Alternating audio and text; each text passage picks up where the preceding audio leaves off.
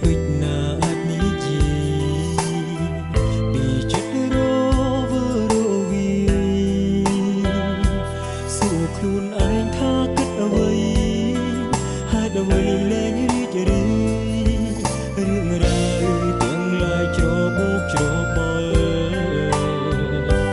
ជាស្រមោលអន្ទូលតាមខ្លួនតាមថែទូលឲ្យចិត្តកក់ក្ដៅ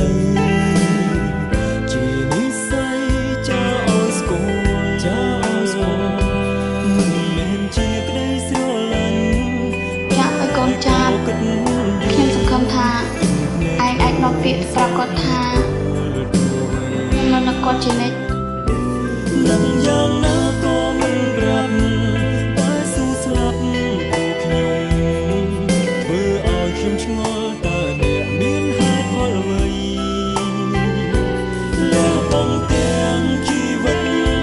បញ្ជាដួងចិត្តភាកក្តីតើពួកយើងជាអ្វីនឹងគ្នា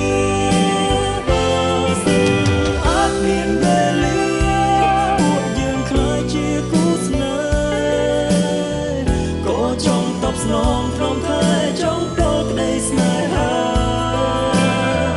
តែពេលនេះបេះដូងមានអ្នករក្សាមិនអាចសាបាខត់ចិត្តគេ